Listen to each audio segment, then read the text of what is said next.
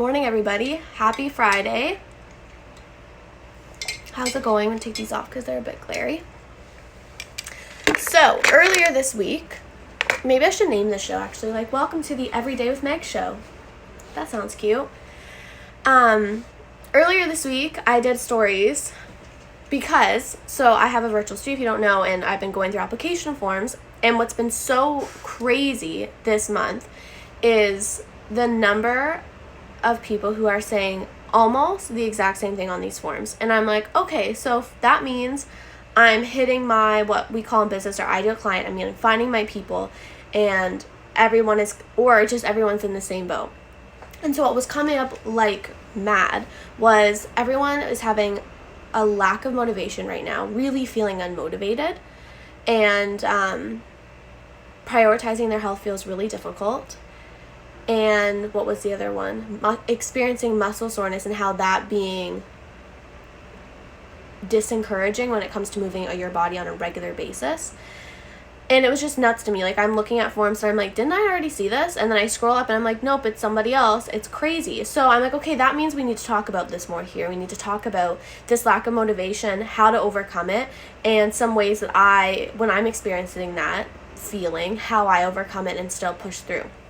Because motivation is fleeting. I did another IGTV last week about the difference between motivation and momentum, and how motivation is fleeting, and it also, I believe, is really easy to find and cultivate. It's the momentum that takes extra work, but it's the long game that's going to get you the results that you want. So let's talk about why maybe we're experiencing lack of motivation. And if you're watching this live or in the future, you could even comment below if you are experiencing lack of motivation, and perhaps why you think why that is. So for instance, we're in a high stress season right now. So lack of motivation, I think, is perspective. For me, perspective is huge, and it's the only thing that we have control of right now.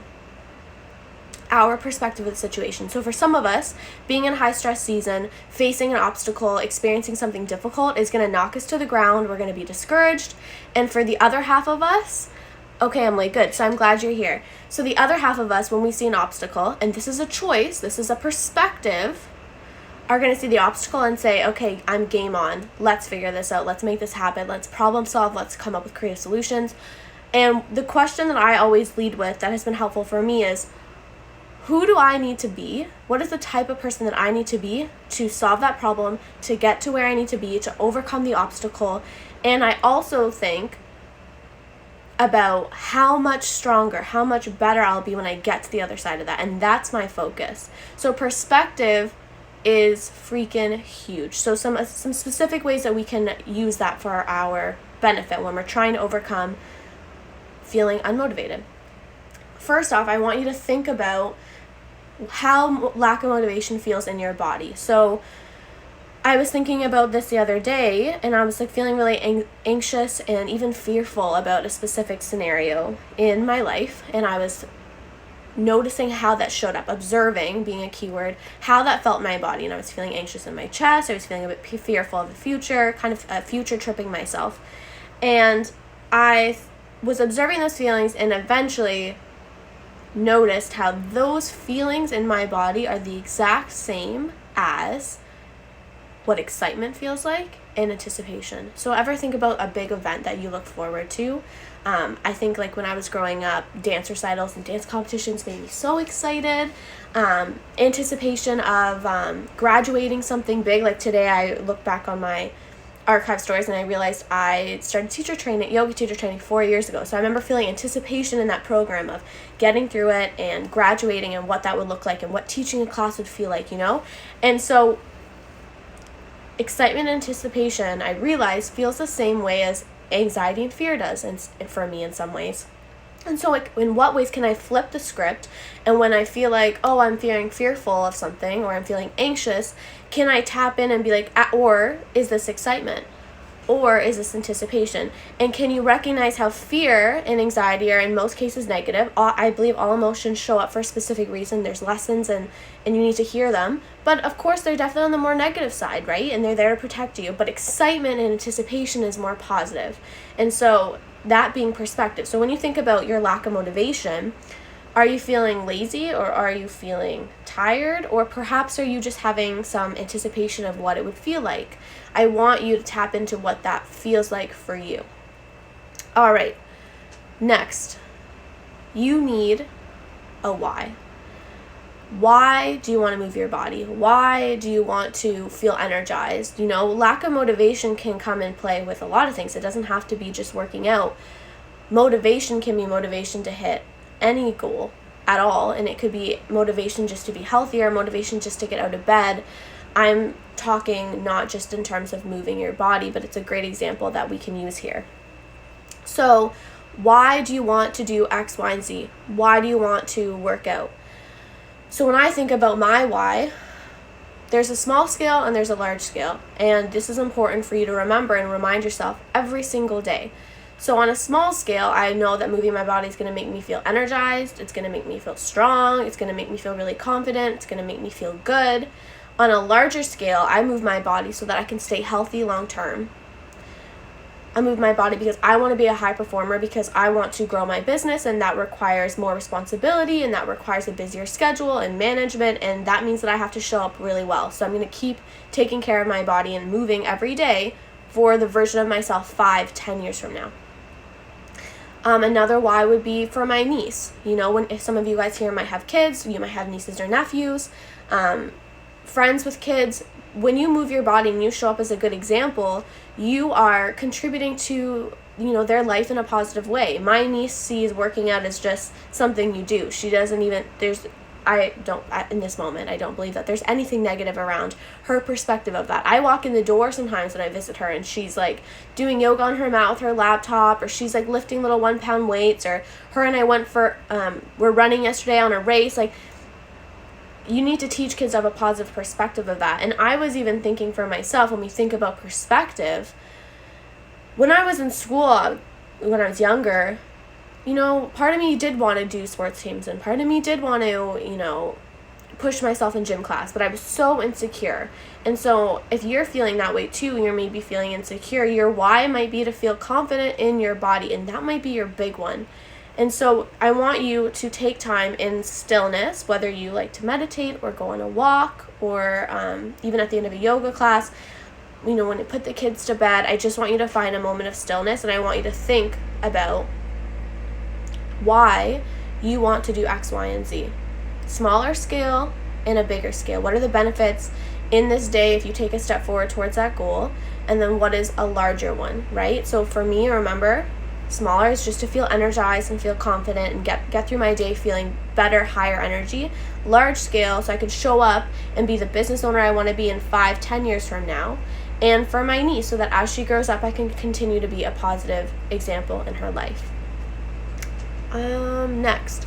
I talk about these ones all the time, and I feel like I can't skip them, but if you've watched my IGTVs, this will not be a surprise, and I just want to hammer it into your head.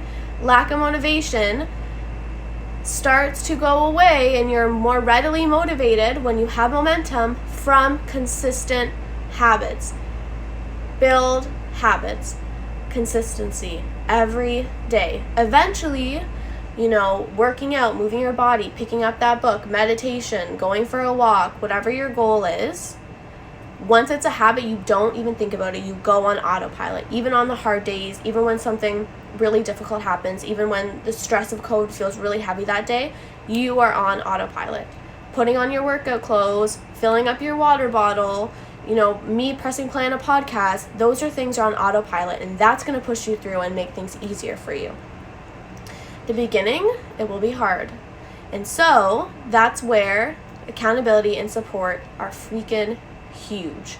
And even now, as a coach, I lean on my accountability and support all the time, because the hard days show up. And I'm not always going to be motivated to do it all and make it happen. That's just not how life is. But when you have accountability and support in play, it helps you. When there's someone saying, hey, did you work out today? Or hey, did you get through that project? Or hey, did you go for a walk? Whatever it is, you're way more likely to follow through because there's somebody who's leaning on you for accountability and support. So let's do a quick recap. Flipping the script. Perspective, so important. Hey, Maggie. perspective is so important when you think about your lack of motivation. Are you fearful of how you're going to feel, or are you maybe anticipating the excitement of what that would feel like? Finding your perspective and finding your why can be found in stillness or in meditation or going for a walk or just taking 3 minutes to yourself. Oh, love you too. And remembering why you are choosing what you're doing. A why, short-term and long-term, are so, so important. So I want you to even journal that after spending some time in meditation or going for a walk. And then even reading that every day, or even reading that on the days that are hard, and reminding yourself why you're showing up. That's going to help motivate you. And then creating habits. So making sure that the things that you have to do, the daily things you have to do towards your goals, become habits, because that's going to help you on the days that are hard. And then accountability and support, showing up for other people, leaning on other people to help you get there, are all ways to overcome that lack of motivation. And this is really crazy to me because there's so many of you guys here that are feeling this way. I did the poll on my story. I know a lot of you guys are feeling like this, that lack of motivation. It's really hard to get over that hump. It's really hard. You feel like maybe there's a barrier in front of you and you can't push through.